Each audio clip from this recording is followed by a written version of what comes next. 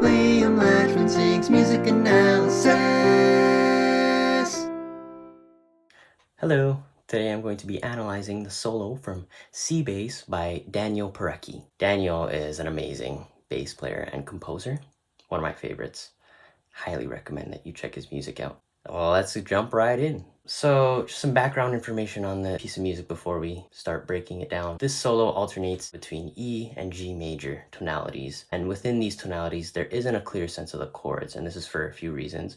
The main reason is that there is no bass. The sustained string and wind sounds feel more like counter melodies versus like actual chord tones. So rather than there being changing chords that influence the melodic content, each bar feels like a wash of its respective tonality. So we'll have like a wash of G major and then a wash of E major. That's what it feels like to me. And so after transcribing the whole thing, I'm definitely processing this as something more modal versus chord scale. Okay, let's jump right in. So the pickup bar, this is like the only exception to the G major, E major thing. We start with like a broken E minor 7 kind of figure. We have the root, 5th, flat 3, then flat 7. And come down to A and C. So we're kind of in an E minorish lick right here. But then we have this G sharp and C sharp. Kind of add some chromatic flavor. But they also help anticipate the upcoming E major tonality because G sharp and C sharp are part of E major. So yeah, flavor. Okay, and that brings us into our first phrase in our E major tonality. We have a B, C sharp, D sharp, F sharp, back to B. In the key of E, that would be the 5th, 6th, 7th, 9th, back to the 5th. But this actually feels like a 1, 2, 3, 5, 1 in B major. When I was transcribing it, that's actually what I thought it was. I was like, okay, we're in B major mode, but I soon realized that that was not the case. So why? Why play the B major stuff? Well, in a major tonality, or in B, if you go up a 5th to B, and then you start playing pentatonic stuff on B, you now have the 7th. I'll actually show you. I'll go back and forth between playing some E major pentatonic stuff over E, and then I'll switch to B. So here's E pentatonic. Switch. Switch back. E. B. I really like playing the B pentatonic because we get that spicy 7. Then we just end off with the cool. So looking at bar 2, start with a G pentatonic line. Just fun, good old pentatonic. Lots of pentatonics in the solo. So this descending line here, it's kind of just G major scale stuff. Whoa, but then we have this C sharp and D sharp. Those are not in the key, so why are they there? I'll tell you why they're there. The C sharp and D sharp actually come from the E minor melodic scale. Why the E minor melodic scale? Well, E minor is the relative minor to G major, so having the C sharp and D sharp isn't that unusual. But what purpose do they actually serve? I will tell you. C sharp and D sharp are actually in the key of E, which is the key of the next bar, bar 3. So the C sharp and D sharp actually anticipate the upcoming tonality. Yeah, tonal anticipation. Very cool. If I play it all together, right? So it's not one bar strictly G major only, one bar strictly E major only. We're kind of like in E major before we actually get there, if that makes sense. Cool, so looking at bar 3.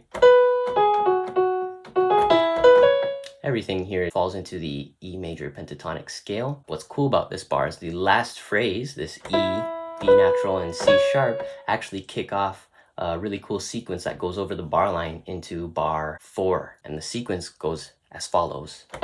Start on E, up a perfect 5th, up a major 2nd. And then we just take that sequence and we move it up in 4ths. So that's a cool way that Daniel transitions between keys, is using that pattern. You could actually kind of keep it going forever. Sequences. That sequence actually ends up giving us really cool colors in the key of G. We start on the 2, the A, E and F sharp give us the 6th and 7th. Colorful notes, really colorful notes. And then we started on the 5th, which gives us obviously the 5th, D, A, which is the 9th, and then B, 3rd. So nice, pretty sounds, really pretty sounds. So after that sequence, we have this G hexatonic run. Very cool. If the pentatonic scale is the 1, 2, 3, 5, 6 octave, the hexatonic adds in the 7th. So it's kind of, honestly, the better version. It's basically better. It's basically pentatonic, but even better. Okay. And this last part, this B, B, A, it seems like a 3, 3, 2 in G major, which it is, but it actually leads into bar 5 really nicely because it's also 5, 5, 4 of E. Transitions between the two tonalities are very, very melodic, and this can be attributed to good voice leading, tonal anticipation, and using common tones. So looking at bar 5, we just have a G, nice big line right here. It's kind of bluesy. We have the flat 3 to 3 chromatic approach. Jump to the 5, and then we walk down chromatically to the 3, and then we just walk down the E major scale. Very cool. And again with the awesome voice leading, the D sharp to the D natural, flawless. And this bar is very cool. What I really like about this bar is that it's just the same rhythmic figure over and over again. It's a 8th note followed by 2 16th notes, so bum ba ba bum ba ba bum ba ba bum ba ba bum. So we start on a D, get that B flat chromatic passing note. Very cool bar. I like how it targets the 2 a lot.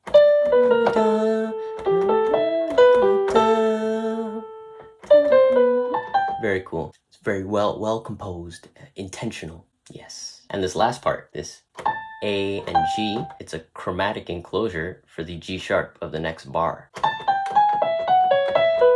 The transitions between these two keys is basically like perfect every time. There's always some type of device used to kind of bridge these tonalities. It's never just like E major, G major, E major. It's kind of like E major, E major, alternating pentatonic sequence here.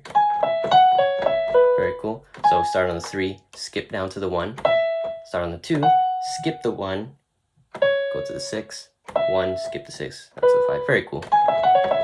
And then this part, this last part is really, really cool. D sharp, C sharp, and G sharp give us the 7, 6, and 3, which are like the very colorful notes. And it also spells out a G sharp sus4 chord. So it's like, I love that kind of melodic content. If you ever want some super spicy notes, get your root, go up a major 3rd, and then play a sus chord.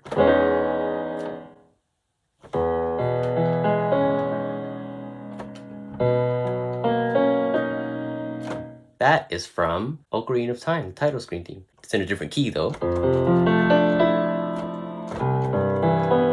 But it's the same vocabulary. We start on our root, up a major 3rd, sus chord. Finishing off this bar with a... That's fun. Most of the melody has been kind of scalar so far. So when we have this jump of a 5th from the C sharp to G sharp, it's always kind of cool. And we've reached the final bar. And we start with this A, F sharp, E, and D, which gives us the 9th, 7th, 6th, and 5th in G major, but it's also the 5, 3, 2, 1 in D major. So this is very similar to what happened in bar 1, where we go up a 5th, and then we just start playing pentatonic stuff on there. And that gives us that F sharp 7th that otherwise wouldn't be there. That part's funny, that E natural. G hexatonic line finish. Hot take? No, it's not really a hot take. It's a pretty lukewarm take because it's true. If you want the best sounding scale ever, then just play the hexatonic scale. I really like it. So that's it. In conclusion, it's a really well composed solo. The transitions between tonalities are super smooth, which can be attributed to Daniel's use of the following devices: voice leading, common tones, and tonal anticipations. Thank you for watching. I hope you enjoyed the video. See you next time.